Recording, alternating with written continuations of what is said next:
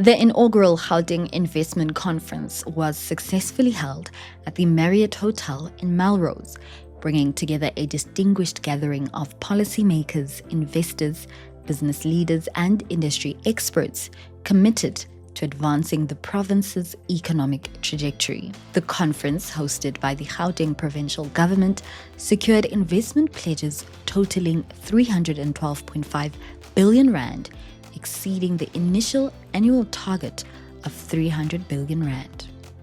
Accounting for 60% of South Africa's total trade, Gauteng's transport and logistics network plays a pivotal role in cementing the province's status as a key gateway to the African continent. This panel discussion will focus on the modernization of Gauteng's transport and logistics infrastructure to enhance its competitiveness as a trade and industrial hub. Francois, I think there's a few things from my point of view. There's no doubt that we're competing on an international stage as far as skills are concerned. We know that we will lose our skilled people to the rest of the world, Europe, Japan, etc. We know that. Everybody reads the press. But we have an incredible opportunity in South Africa and in Africa, and that's the youth. We sit with the biggest demographic dividend in the world. What are we doing about it? So we've got to take a long-term view on it. We all know there's skill shortages. We just heard from the ocean point of view. We can talk from a customer's point of view. We heard about engineers earlier on. But we try and have these short-term fixes. You know, let me train you for 6 weeks and you're going to be okay. I think there's an opportunity for us to create academies in South Africa that can do this training and equip the youth for long-term employability. But we also have to create an environment where they want to be employed long-term. And how do you do it, especially with the generations of today, is they've got to see the bigger picture. They've got to be a part of something bigger. They've got to be part of a purpose of making this country a better place for all. And I think if we can mix all of that, but there's an interim problem with this approach I've just explained. And I think this is where the Africa Free Trade Agreement can play a role, where we talk about the free movement of people, and how do we move those skills around in the interim to assist and to train and to coach whilst building an environment and an economy that's growing, that can support the setting up of academies and actually capitalizing on the youth dividend and the demographic dividend that we sit on. That's a good balanced response. Thank you. Lawrence, yeah. Yes, to add to this, with our international experience, a few years ago, we were very concerned because we were losing all our skilled people in our metro in Hyderabad going to Middle East. As you say, Middle East is very attractive. They have high salary and they build a transport system all over the place. So we were losing all these young people, well trained by us first, going elsewhere. And after thinking better about it, we have just organized it because we are also operating metro and trams in Dubai and Doha, and we have just thought about career paths in our new world. Our employees are not our employees for life. They want to have international careers, and we are happy to organize it. So we instead of letting them go to competition elsewhere, we organize career paths for them to go after Hyderabad in Dubai, for example. And here I think it would be the same. We cannot retain our employees for life, but it's important, as you say, to train the youth. We have opportunity to train people and give them access to skills job. They might go at one point to Middle East, but a positive note would be that I think they will come back because it's so much better here.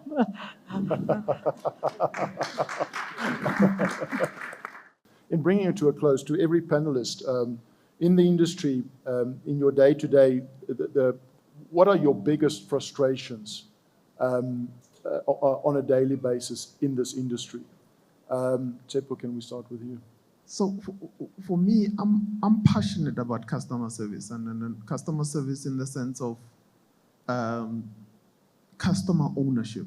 You know, at the coal phase, you want to be able to be comfortable that it doesn't matter whether you're in logistics or you're looking at, you know, the biggest challenge, and sometimes I hear about moving goods on rail is that it's very hard to find the front door in some of these companies. But customer service can actually be digitized. And with the new age of AI, there's a lot of menial activities that can be taken off from direct customer interaction to where then they can be put on AI. And we've got numerous, what do they call it? We've got numerous examples right now that are being used in, what do they call it, in AI in transport, where simple inquiries that require a yes, no type thing, and then those can be brought into easy robotics and AI that allows that. And then only then do you, at the end, do you require, if it's a very complex resolution, then do you put the human being in it? A bot. A bot, but to me, the great bit of us doing that is us making sure that we move human beings to being able to bring back the human touch. And that human touch sometimes is missing, and the human touch requires ownership, and it requires an individual to be able, as Henny said, you must give these people you must give people a purpose for which they want to be able to do this type of work. And for me, sometimes people become desensitized. Somebody said to me the other day, and he said, yeah, do you know how many cancellations does, what do they call it? He was quoting an international company and saying, of trains do they have? And says they're sitting at the level of 5%. The cancellations on Gauteng are only 1%. And I said, it's 1% too much. And that's my view about it. And that frustrates me because we become desensitized to the fact that, yeah, but it's not that bad. I've seen it in France or in, what do they call it, in England. People accept 4%, 5%, 6%. For us, Gauteng is, what do they call it, is a flagship to us. It's 1% too much.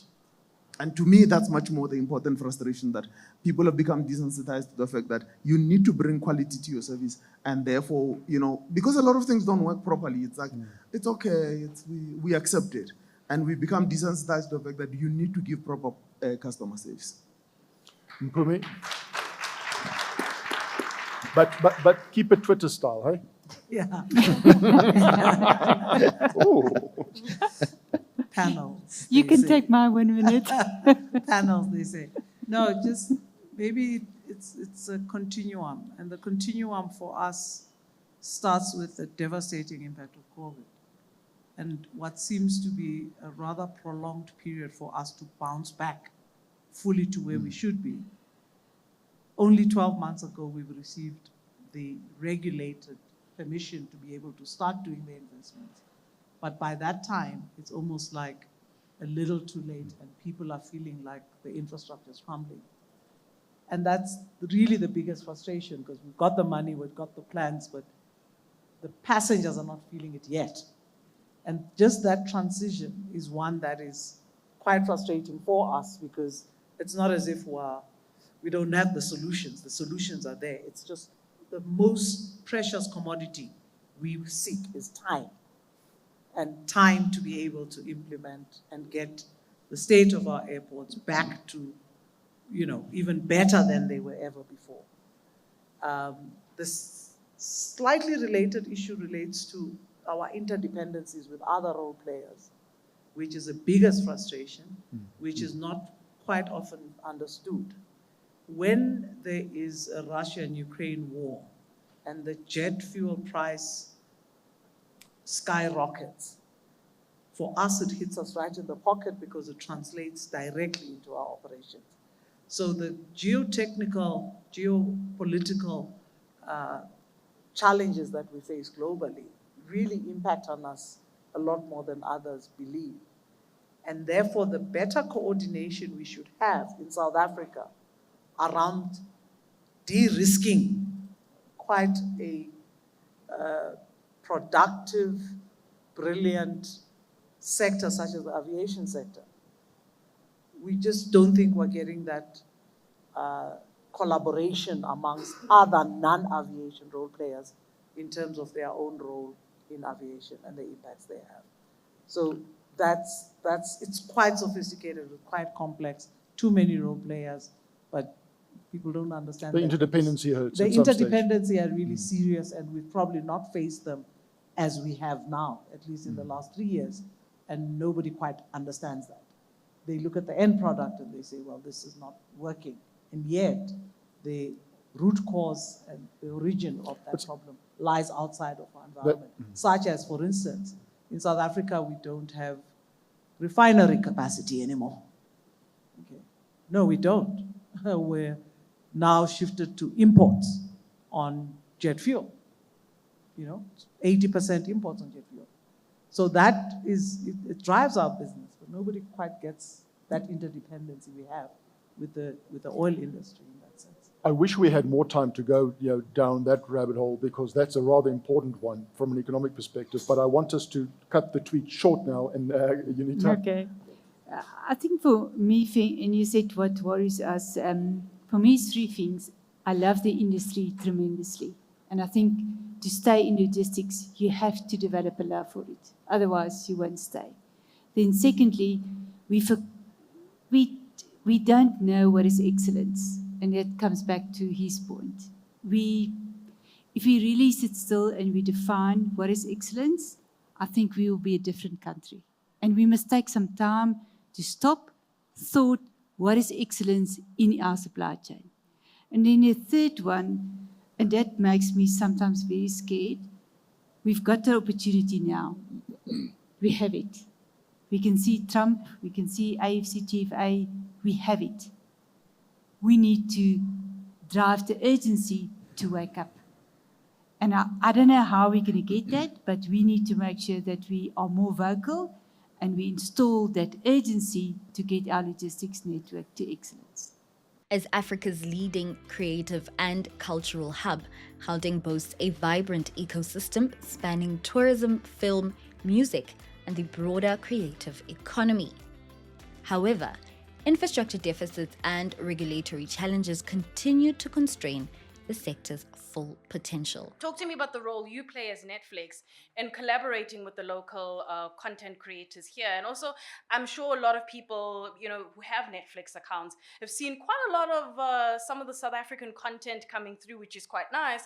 And some would say, well, we need more content, not just from South Africa, but from the continent as well. More series, more films, that type of stuff. Talk to me about the role you play in helping that happen.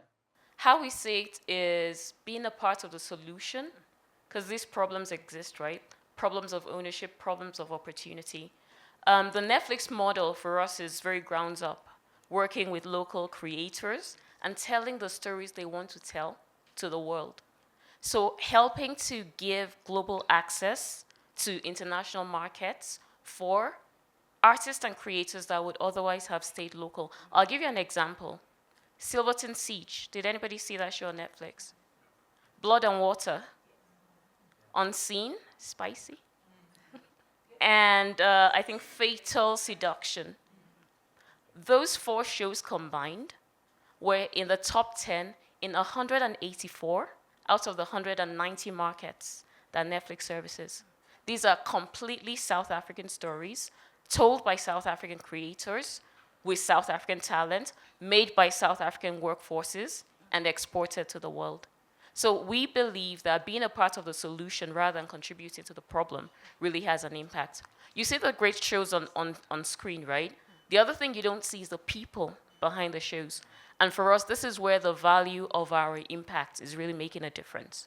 For every show that ends up on your screen, there are designers, there are hairdressers, there are makeup artists, there are construction workers, there are, what do they call them, sparks, electricity people, there are sound people, there are camera people, there are hospitality people, the hotels you book out. There's so many work streams that are supported by the work we do putting shows on TV. I think it's something like over 60% of the actual budget ends up not in the hands just of the filmmakers, but in all of those other small businesses that support the making of the shows. So for us, there's a huge cultural promotion opportunity because we're taking South African stories to the world. We currently have 300 million people viewing Netflix in those 190 countries around the world. But there is an economic opportunity that also flows from that work that we do. It's the jobs that are created. It's the small businesses that can earn a living for every time we come back with a season 1, season 2, season 3. Beyond that, there is a tourism opportunity because a couple of years ago, we did some work with SA Tourism, and we found that, yes, we still are. Germany, Brazil, I think there was Mexico, the UK, Canada. There are 6 countries around the world in particular that love to watch South African content. We're not yet sure why. We think they just love the stories. But we dug a bit deeper, and beyond loving the content, they would like to travel to South Africa. So what we've been asking is, tourism agency, Brand SA, is there anything we can do together to convert that love for South African content into incoming traffic to South Africa, where people will spend money and the economy gains? So the possibilities are endless, and that's why I love the fact, again, I'll pick on what you said. Maybe 10 years ago, we wouldn't be here having a panel. But now this sector is being mainstreamed because there's an increasing recognition for the fact that film and TV, creative economies, can really contribute meaningfully to the broader economic goals on jobs, on economic empowerment, on youth engagement. It's such a low bar for young people to get into the industry, leverage their talent, and make a living, compared to other sectors where you maybe have to get degrees, PhDs, and all of that before you can even start to have a conversation. So beyond providing South Africans and consumers with the opportunity to view more content options on their devices, whatever, there is also the job that we take very seriously, which is economic empowerment, social bolstering, and cultural promotion for South Africa. You know, the film industry employs 21,000 people every year.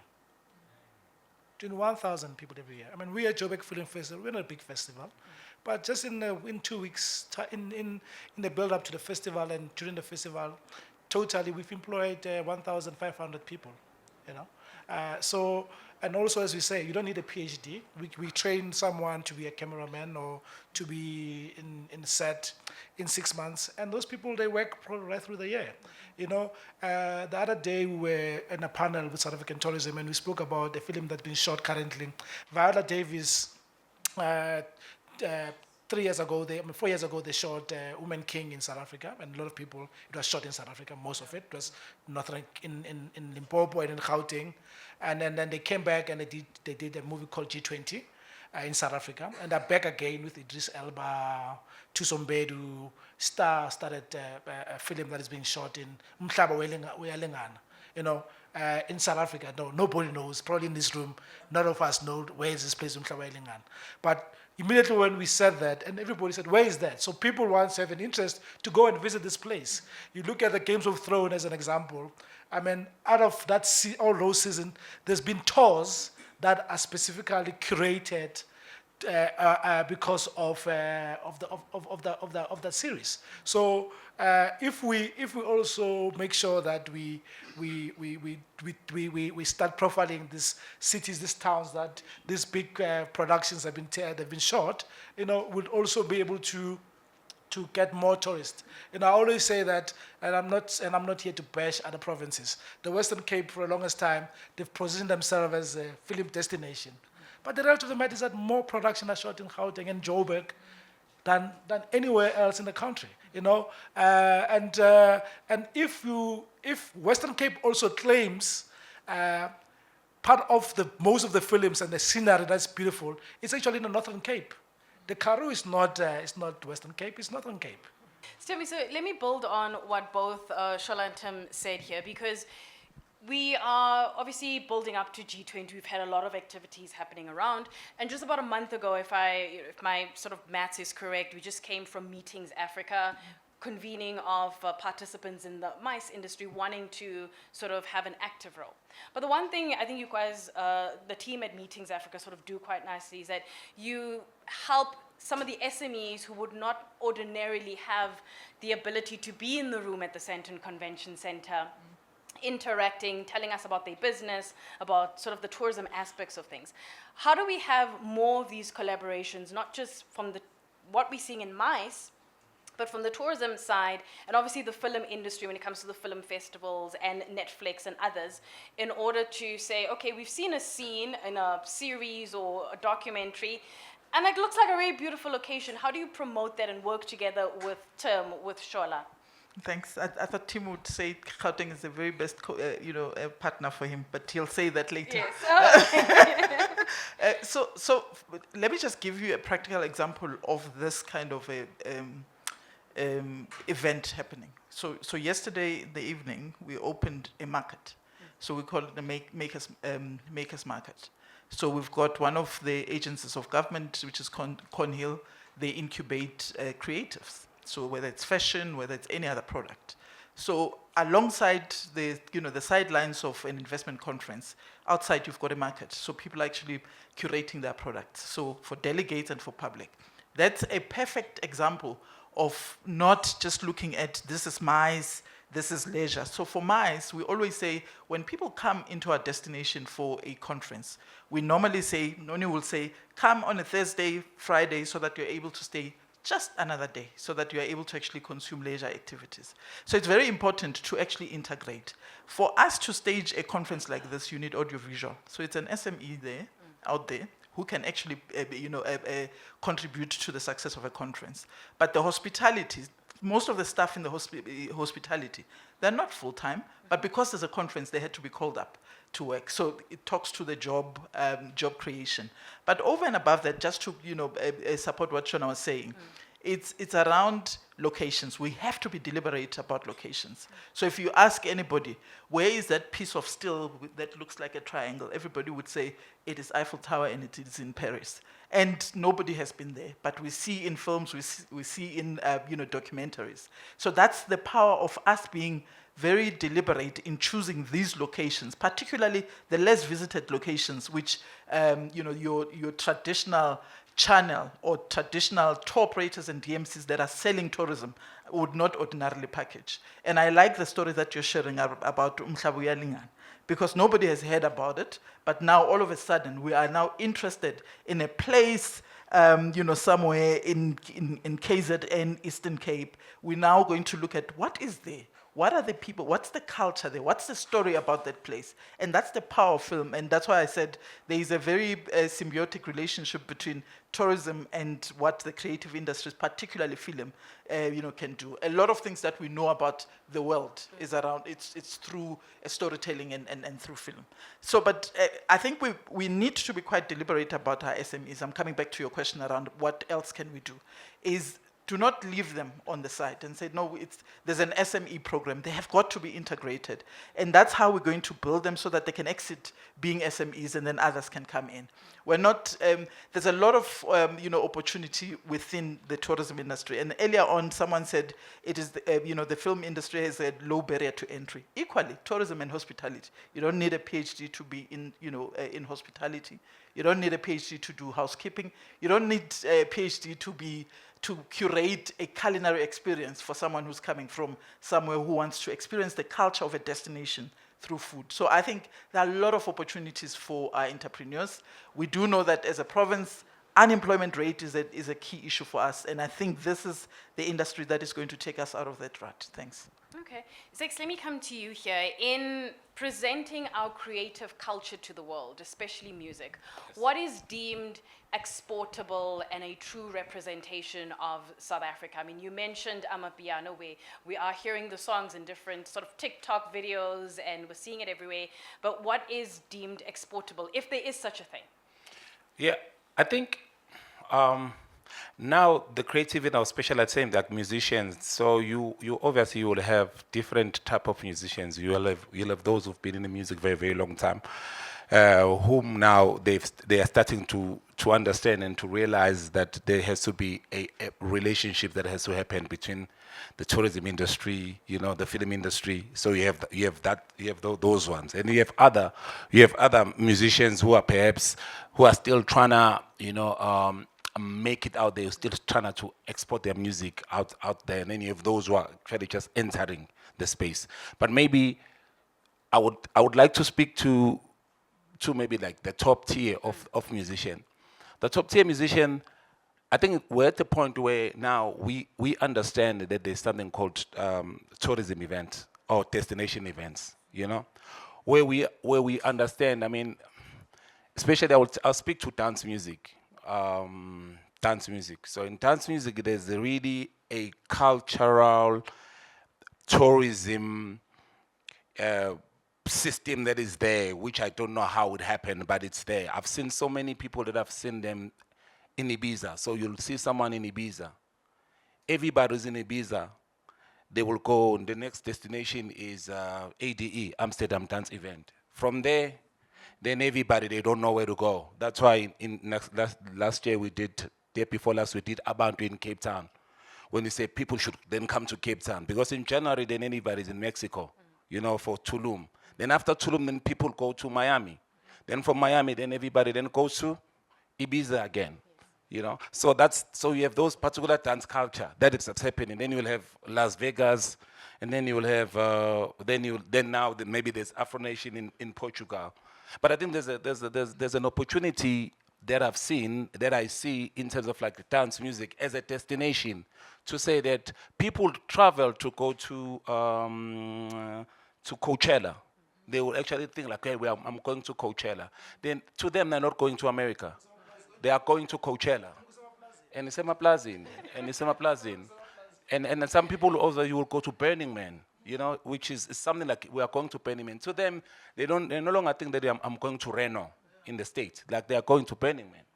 So I think that the destination events are one of the most important events. It's something that one has especially has witnessed, you know.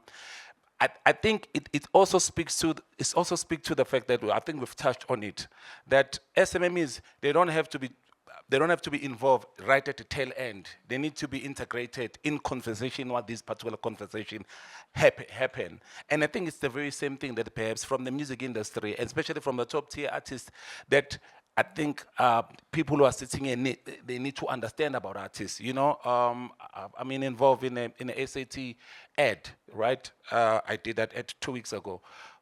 But I do not know where that ad is going. And I don't even so I can't wear that ad. I can't even explain it, you know. It was featured, I'm happy, I'm there, I'm promoting my country, but I don't actually know exactly the DNA of what this ad is trying to achieve and it seeks to do. But once then one understands, then you are able, you know, to do more than, because you then understand, then you are in this particular campaign. Right. You know, but you'll understand that you're in this particular campaign if you were involved while those particular conversations are happening. So those are basically, I'll say, like, those particular like top tier artists where now they know they value. It's no longer about the money. It's about, hey, I want to do impact. I want to do these things. I want to do those particular things, because mostly those artists, we make money plus minus 90% of our money we make in foreign currency.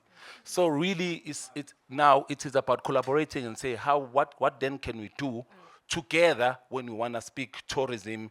You know, when we speak to team, as a team, which are those particular films that are happening here? Because one now understand that when you make this song, you want to make sure that this song is not signed anywhere, so that it's available for filmmakers to then benefit from those particular. So those are things that I think we are doing now, and it has to happen. And I think we really need an opportunity where each and every stakeholder is sitting down and planning and mapping up on what we need to do for us to see the creative economy move forward. Gauteng is considered South Africa's economic gateway, but it faces tough competition for investment across the African continent.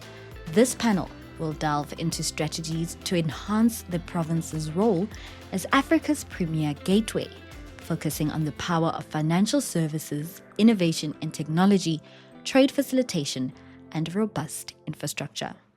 In your view, what are the immediate benefits that we should be expecting from this regulatory play? Thank you very much for the question.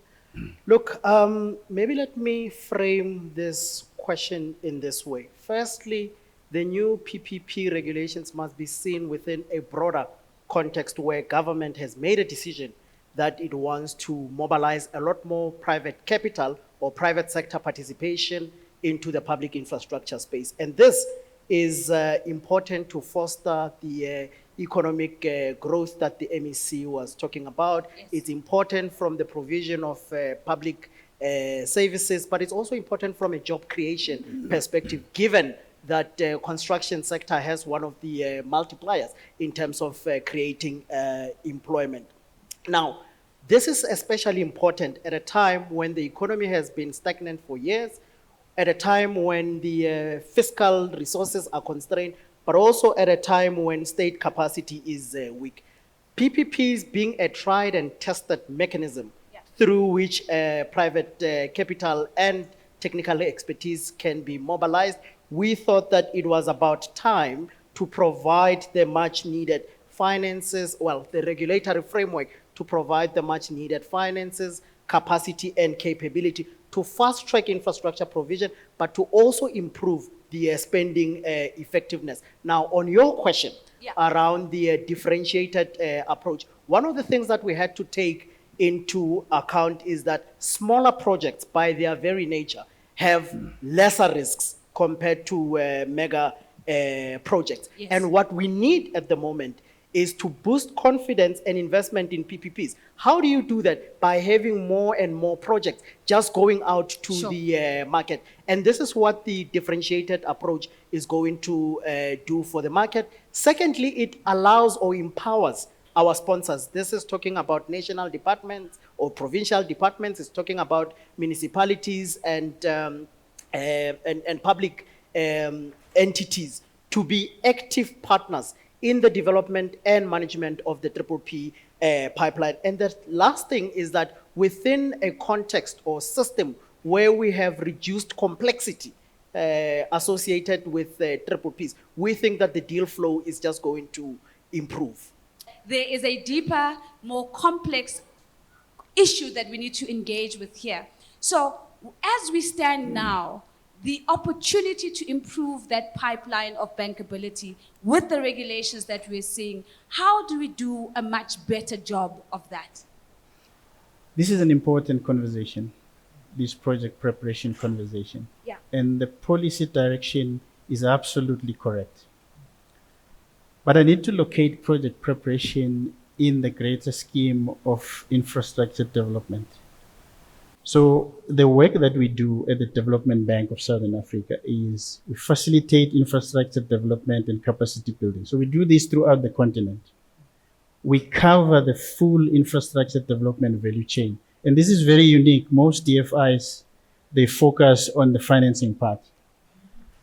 We have the capability to plan. So we come to the municipalities, we work with them, for example, put up plans, infrastructure plans, your water master plan, your electricity, and so on.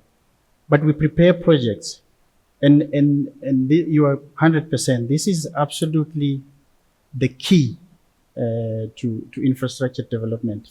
Now, we absolutely believe that infrastructure development is the key to growing the African continent. Sure. Infrastructure development, in fact, the scale and the speed that the MEC was talking about is absolutely key to make sure that we respond to the challenges that we have in the country, but also in the province.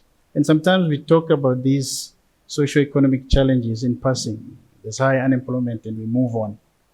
But we need to contextualize these things. Yes. We're saying in this province alone, there's 3.3 million people that are not working. 3.3 million is the whole of Namibia. Sure. It's the whole of Botswana, isn't it? So that context is important because the interventions that we make should respond to the challenges. Now, the work that we do, 63% of our activities is in the public space. A third of that is in municipalities. And obviously, Gauteng is the largest, province, and that's where our exposure is. What is it, now you're asking me, what is it that we see that will be different or that should be done differently? Well, first of all, there are things that we are able to do and do very well. One of them is we are able as DFIs to use our own balance sheets to get into the project preparation space.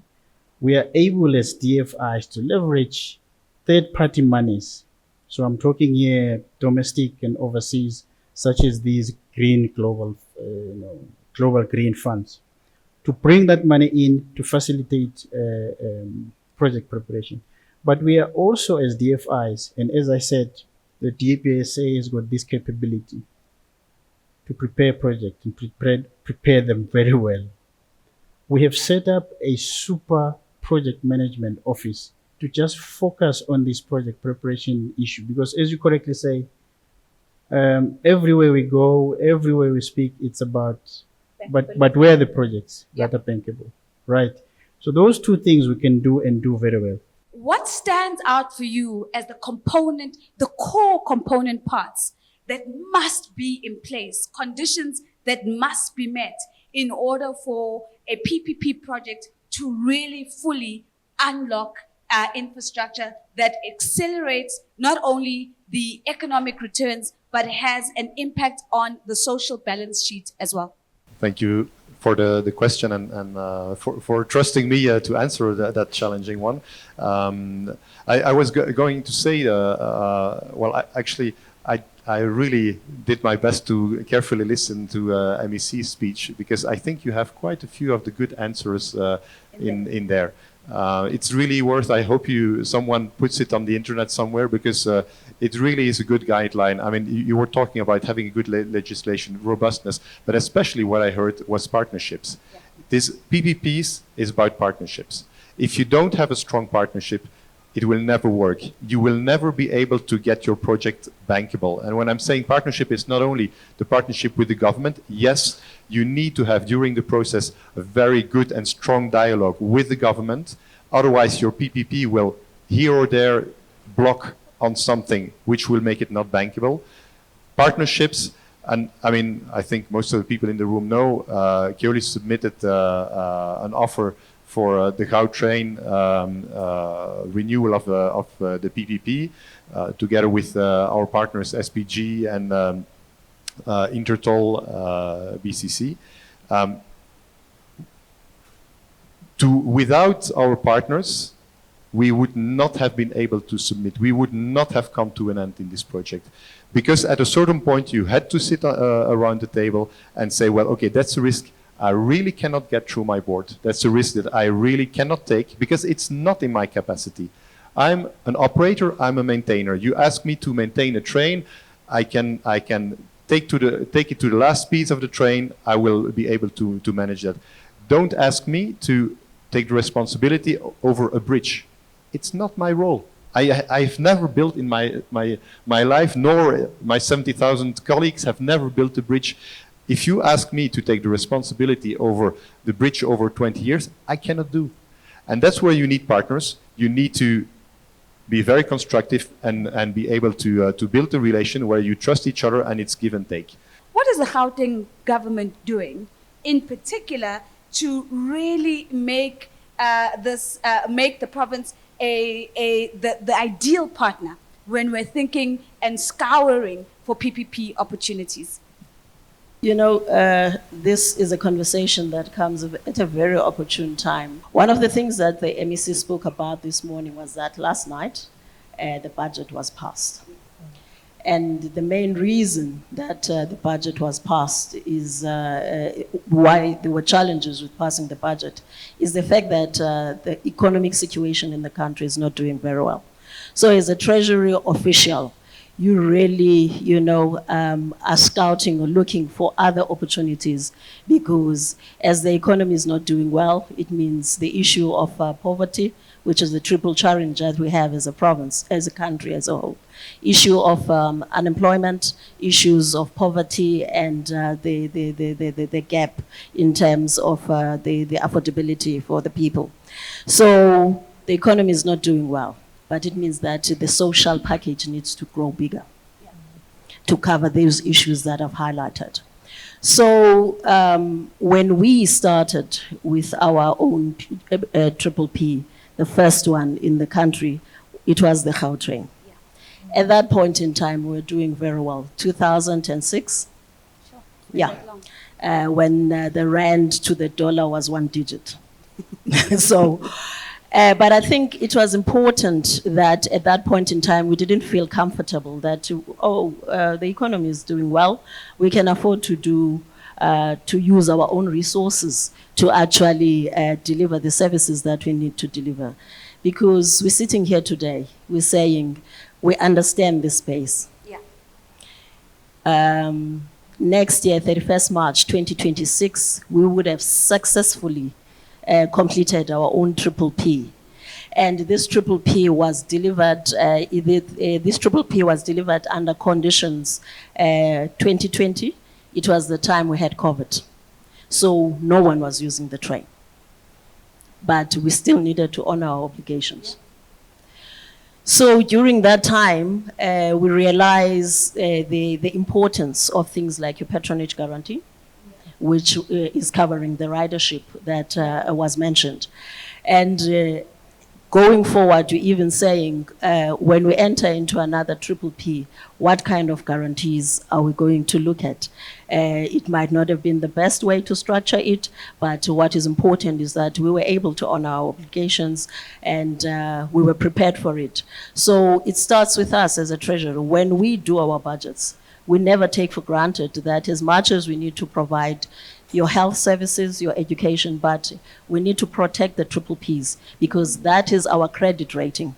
We might not be operating in the space of borrowings, but someone who wants to partner with us will make reference to a triple P that we've had before. Yeah. And how did we handle it?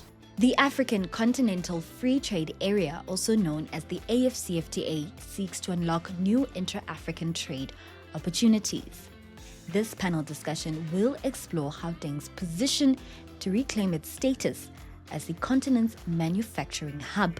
Panel experts will delve into the emerging prospects in high-value manufacturing sectors such as pharmaceuticals, agro-processing, automotive, and heavy industry. So Stavros, to begin with you, and maybe if you can just paint a picture of what your situation is looking like right now. I mean, you are big business. I spoke with you when you released your results. And when I say you, I say your organization. When you released your results as CEO, and the numbers are looking good. You've got a lot of great things going for you. We don't know whether the same can be said for some of the smaller companies within pharma, but just talk to us about the general state of health of South Africa's pharmaceutical industry right now, and more specifically, what's going on in Gauteng. So, Fifi, first of all, lovely to have you on a panel again, and let me also greet our extremely articulate MEC. Now I know why they say Watinda Abafazi after listening to you. You've asked me to zero in on pharma, but let me just make a general or two very general comments. The first is, as you correctly put it, we have deindustrialized as a country. So if we look at the numbers, manufacturing used to contribute 21% to our GDP 25 years ago. We are now down to 11.5%. So we've more than halved. So when we saw economic growth in the mid-2000s, late 2000s, a lot of that was in services. The growth was in services. So is it correct to portray re-industrialization? Because some people say, well, we never industrialized in the first place. And I guess the truth lies somewhere in the middle. So that's the first comment I wanted to make. The second comment, I want to pick up on a very important point that our erudite MEC made earlier, and that is we are seeing the most significant geopolitical, geostrategic, and geo-trade shifts. They're tectonic in nature, actually. We're starting to see that, and that is not an insignificant point when we consider and reimagine our own industrialization project in our country. So the world is going to become more unipolar as things play out. There's going to be more insularization. And our policy as South Africa is to be multilateral, multipolar in our trade, but it doesn't mean that we can't leverage our own internal value chains to further industrialize. So I need to make that point very strongly. So put differently, in the midst of all of this trade reorganization and reconfiguring that's going on, it does present, I believe, significant trade opportunities. Now, where do we want to land up? Probably with the United States, and I serve on a five-a-side with the presidency. I'm on the business delegation, and we do these debriefs all the time. And I think ideally, we know that the tariffs that were announced yesterday, to the extent they apply to sectors in AGOA, are gone. Okay. Now, most people are crying calamity. I see that as an opportunity. Okay, so let's be clear, it's an opportunity. And if I look at pharma, let me get more to the point, the sector I'm comfortable with. It makes no sense to me, Fifi, and you and I have discussed this previously many a time.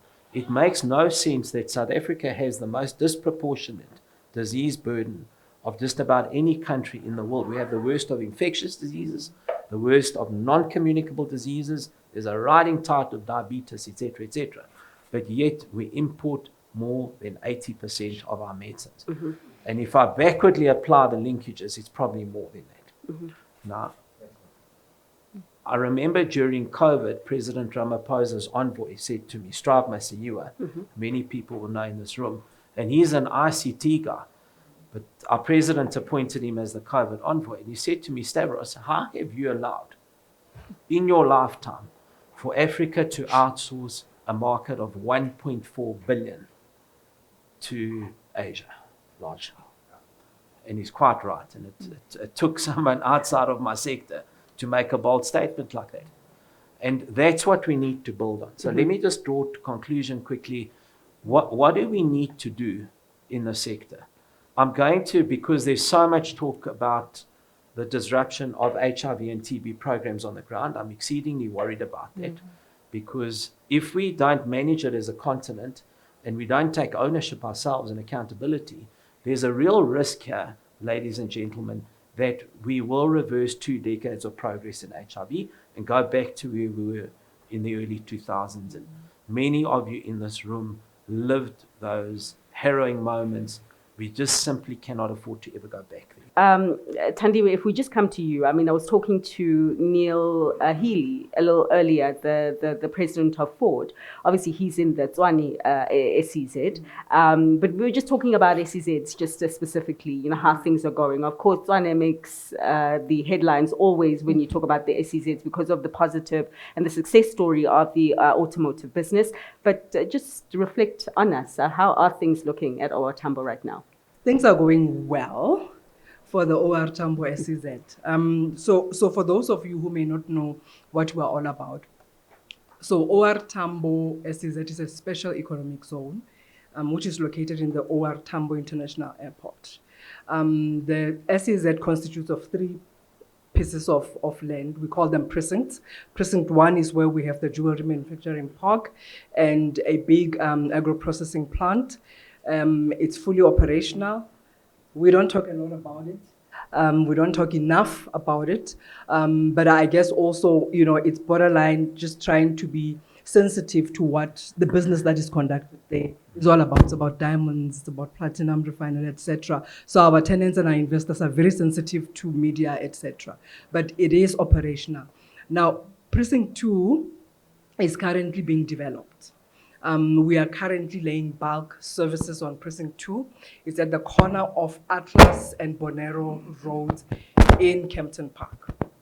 Now, Precinct 2 is going to be anchored by pharmaceuticals and medical devices. And we have engaged with industry. We've engaged with Stavros and you know, other players. And that's what we want to do. We want to go back to the issue of localization. We want to be able to produce pharmaceuticals, pharmaceutical products. We want to be able to produce medical devices from South Africa. However, we are targeting the African market. I'm sure you would have heard this Secretary General of the African Continental Free Trade Area talk extensively about opportunities around pharmaceuticals within Africa. And I think Stavros talked a little bit about statistics in that regard. Just to take it a little bit further. Africa constitutes 17% of the world's population. In addition to that, Africa has 25% of the world's disease burden. So it doesn't make sense that as the African continent will continue to import pharmaceutical products, healthcare products, which make us very vulnerable. Because when disasters hit, particularly our global value chains that supply us, then we're in trouble. We're not able to, provide the services that we need to provide to people who actually need them. So we are working very closely with industry to ensure that Precinct 2 deals extensively with the manufacturing of pharmaceutical products and medical devices in South Africa. We may move a little bit into agro-processing as well, as an extension to the work that we did in Precinct 1. But I guess the bottom line is the OR Tambo Special Economic Zone is open for business. We are laying bulk in Precinct 2. As I said, it's anchored by pharmaceuticals and medical devices and a little bit of agro-processing. We're also engaging with the e-commerce industry because of just how our land is spaced out in terms of who can locate where. But talk to us. We are, as I said, we're open for business. We intend to lay bulk for the next 2 years. We will conclude the bulk development at the end of March 2027. We're pushing to try and do it over 18 months, but talk to us and then we can, share with you what opportunities are there. There's just something about beverages companies in South Africa that do attract the global eye. You'll remember SAB Miller was the same thing. Now we're looking at AB InBev, and I know that Diageo also bought something local. So a very attractive story to tell in terms of foreign interest and also the commitment to expanding in Africa. And it seems as though South Africa still has that gateway status, as it were. But how are things going since then, with everything that has been happening? Yeah, no, thank you then? very much. And I think just also the Gauteng government, because when we embarked on this journey to buy Distill, which is a very funny story, because I think the intention was to buy a particular brand out of Heineken by Distill, and Heineken said, wait a minute, we like you.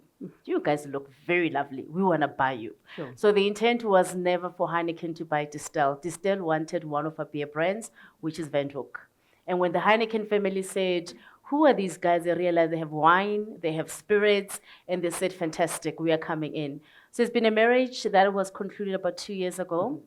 And one of the things just to call out, because we are headquartered in Gauteng, we have our largest brewery as Heineken in the continent in Sidibeng, which is an 8 million hectoliter brewery. But in addition to that, we also have our only production facility in Wadeville that does Amarola. So whenever you travel Singapore, all over the world, just know that bottle you're seeing there comes from Wadeville here in Gauteng. Then the other breaking point, I think, that has come out of this marriage is the expansion of the Sprint cidery plant, which now is the biggest cider plant in the world, next to the cider plant in the UK, and that's home to Savannah. Thanks to South Africans that we are able to honor that claim. Never look down on a Savannah. Yes, indeed, indeed. So we've been on a journey of expansion, and a lot of expansion has been driven around growing our manufacturing capabilities in the province. We've made a commitment as part of our measure condition to invest further in our productions. And I think there was always been a worry that are we going to expand more in the Western Cape? And we've been very clear from the onset, and even at discussions with the competition authorities, that we are going to grow our production capabilities in the Gauteng province.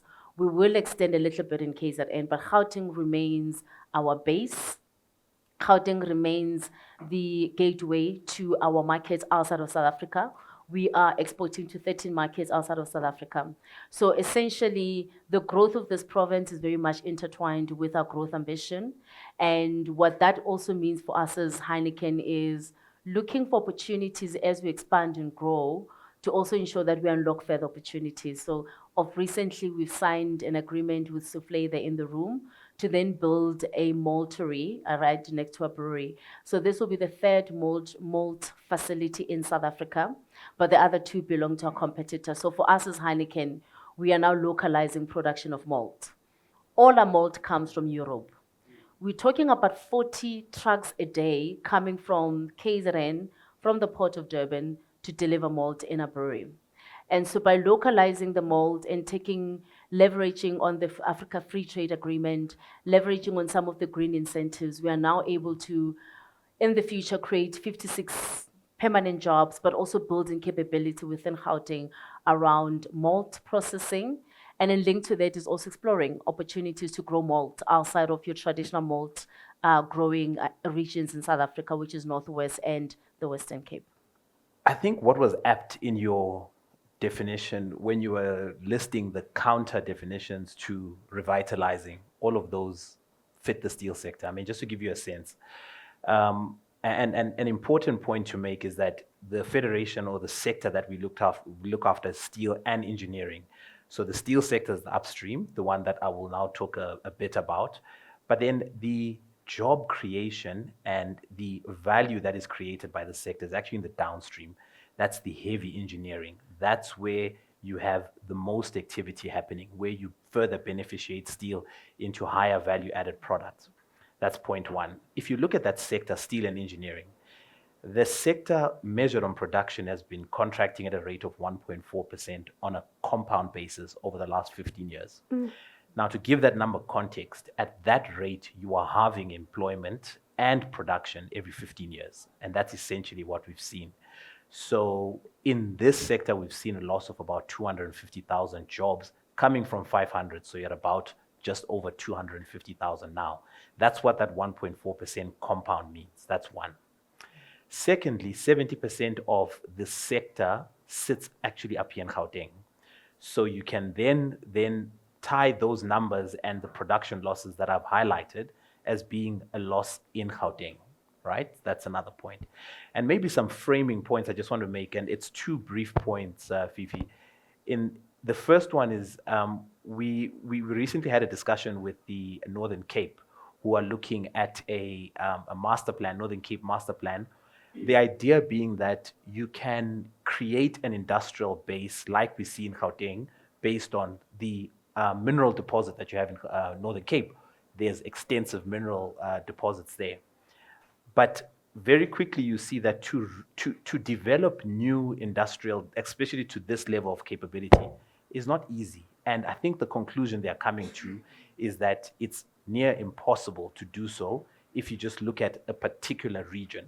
So why I highlighted that point as a first framing point is that we have a nest egg here that we must protect. And we must do everything in our power to protect that nest egg. One thing I've gotten a sense of is there's so much more to discuss still. And the conversations are just beginning. But till next time, ladies and gentlemen, thank you. Thank you. The investment commitments that were received at this conference were from a broad base of local and international organizations, including investors from Australia, China, Estonia, France, India, Pakistan, Switzerland, the United Kingdom, and the United States, just to name a few, reflecting a varied and strong global confidence in Gauteng's economic potential and strategic positioning.